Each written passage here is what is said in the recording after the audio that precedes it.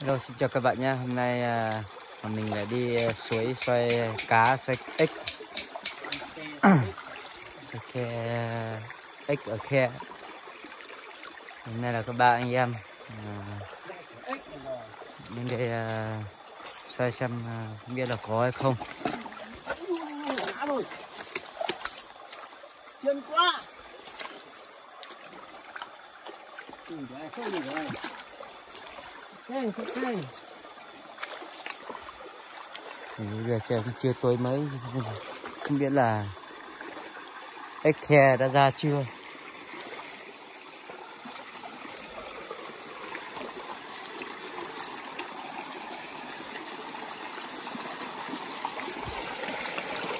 Hôm nay bọn mình sẽ đi rất là xa.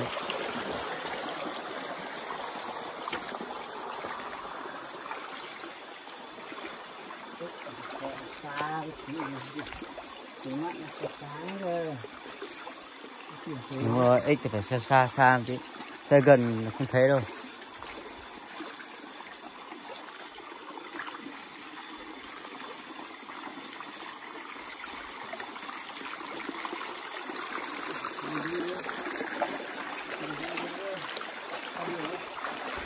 Xoay cá đi, có cá đây.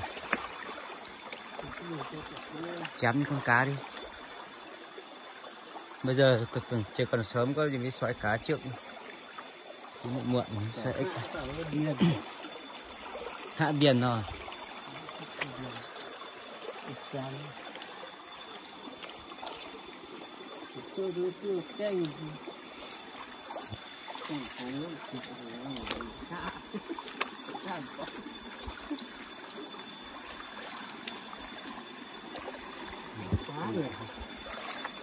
Bây giờ nó chưa tối cơ, bây giờ hiện tại bây giờ nó chưa tối.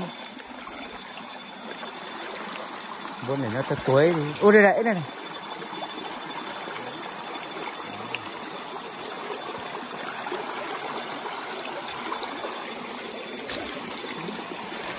Bình tĩnh.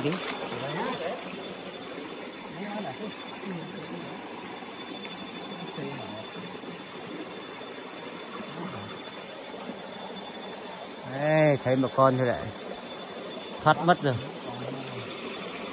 Là con răng mà nó phận nha. Trong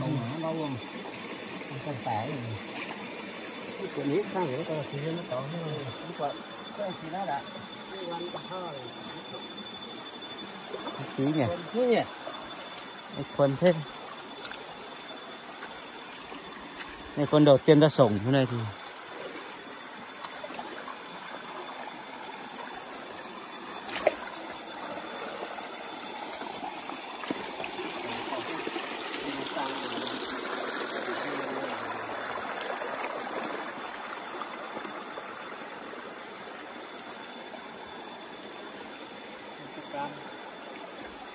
có đấy. Hôm nọ cháu còn chấm được cái con bèo mia mà, bèo pẹ mà ra con cua này. Đây, đây con cua này. Ôi giời ơi, xoay xuống thế này.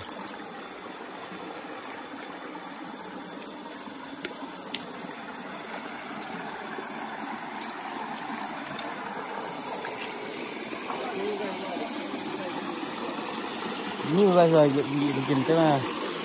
Con nhiêu cái đĩa thì nhiêu nhỉ, cái rong nhỉ. Nhiêu cái đĩa thì nhiêu nhỉ. Đây, con này to này. Đây lại có một con. Cua. Có tầm cái nó như vậy ta đây nó tẻ. Cái đó đấy. Cá to chứ.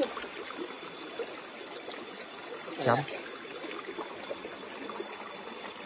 Bây giờ còn chưa tối, cá nó không ra mấy đâu bây giờ đây. Nó cứ tối rồi cá mới ra.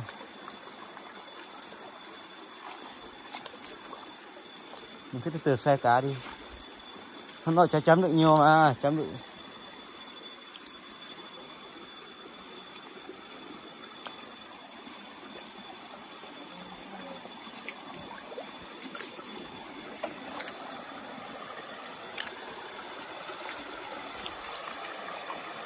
Tạm thời là chưa được con ếch nào.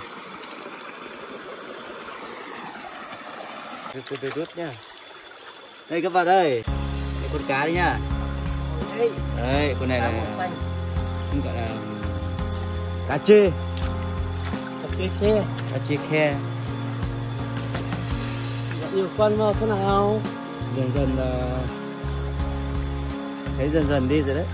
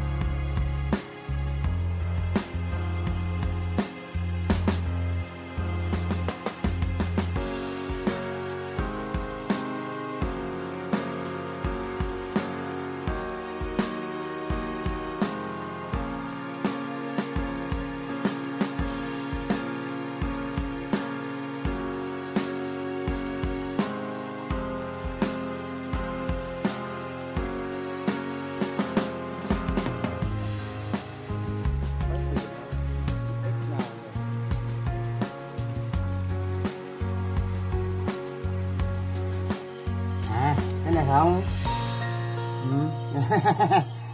Cứ thế rồi. Có đúng không? Đúng lại đấy không? Thôi thì thơm. Ôi này. Ăn xong thì Đấy cũng mùi lắm. cái đánh răng thì không quê. Thế cả. Cái đây là thơm thật đấy. Cái đấy thì nấu với cái gì ngon? Hả? Cái kia nấu với cái gì ngon?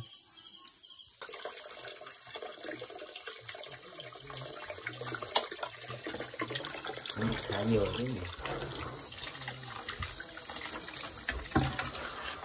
Này tổng hợp các món dế mèn rồi ếch khe.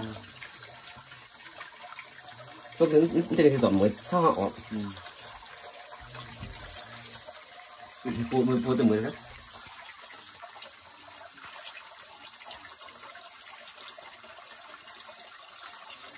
Ôi. Mà ăn càng ăn thôi. Đừng ăn nữa. Cái ăn thịt trâu mà. Gà chiên.